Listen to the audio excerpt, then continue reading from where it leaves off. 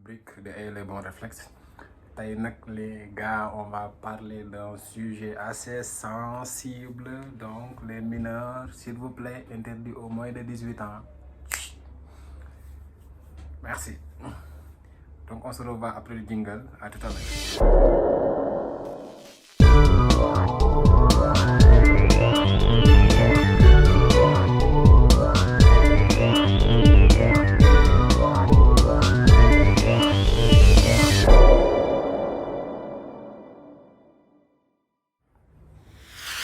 Comme je le disais, pour les gens qui viennent de me découvrir, c'est docteur Babacar Diop. Je suis docteur en médecine, en même temps entrepreneur et coach en développement personnel. Vous devez découvrir, donc n'hésitez pas à vous abonner déjà à la chaîne sur YouTube, Docteur Coach. Au-delà de ça aussi, allez sur Facebook, vous mettez Docteur Babacar Diop l'officiel, vous cliquez sur j'aime et vous partagez l'ensemble des informations qui est sur moi. Tey jii nii góor ñi nga xam ne dañuy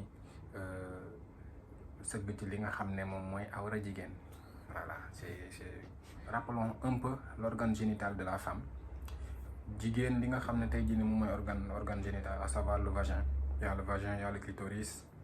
C'est au niveau aussi bien du clitoris wala li nga xam ne tey jii nii moom mooy au niveau des glandes lèvres. Parfois ñu dem ba ci biir li nga xam ne moom mooy les petites lèvres, dugg en profondeur avec la langue et tout ça. Donc loolu noonu moom mooy articuler un peu par rapport ak li nga xam ne moom mooy cadre nosologique organe génital de la femme. Les couples, les copains, copines, le plus souvent ñoom ñoo koy doxal. Donc buñ ko defee maintenant risque yi nga xam ne moom lañ ci mën a am tey moom lañ bëgg a waxtaanee du doon lu sori. Organe génital de la femme dafa nekk environnement boo xam ne y a plein de bactéries yi nga xam dañ fay dund.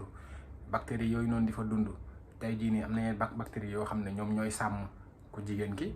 Bu weesoo lool y a ce qu'on appelle aussi yenn virus yi nga xam ne ñoom ñooy responsable certains cancers yu bëri. Parfois le plus souvent bu ñu xoolee tey jii nii les cancers du col de l'utérus nii moom mooy lan ko góor ki jël na gémminam sëgg ko li nga xam ne tey ñuy ci vagin de la femme. Transfert mën na cee am et transfert boobu noonu le plus souvent moom mooy responsable des cancers qui au début étaient beaucoup plus des cancers génitaux. Maintenant on se rend compte que cancer yooyu noonu ñu ngi ñëw ci li nga xam ne mooy góor ñi, à savoir les cancers de la gorge, et c'est très dangereux. Parfois même dañuy dem ba on enlève carrément li nga xam ne moom mooy relier gorge bi ci biir ak li nga xam ne moom mooy estomac bi. Parfois dañuy dem ba dañ koy dagg googu noonu nag mën naa indi ay jafe-jafe nit ki ci yeneen. Xanaa nag di ut plaisir parfois déwee ci cancer, wax dëgg yàlla sama mbokk góor yi war nañ cee war a mën a bàyyi xel. Encore une fois, faites très attention jigéen ñi tamit voilà, certes y a des femmes qui am partenaire dem na ci mën na ci encourir li nga xam ne moom mooy certains risques yi nga xam ne ça va jusqu'à avoir même un cancer de la gorge. Cancer boobu noonu c'est responsable parfois de plusieurs décès et ça amène ci góor ki mu dund benn dundin boo xam ne dundin bu doy waar la, parce que bu ñu demee ba dindi loolu noonu il aura des difficultés. Le plus souvent après intervention bi mën nañoo def des séries de reconstruction, moom mooy jël beneen partie teg ko foofu noonu, mais c'est pas du tout confortable. Alors le seul conseil que je vous donne moom mooy lan, certes loolu jigéen ñi góor ñi bëgg ngeen ko wax dëgg yàlla, mais faites attention. Encore une fois suñu xoolee li nga xam ne moom mooy organe génital de la femme, on peut avoir plusieurs bactéries et virus qui s'y retrouvent.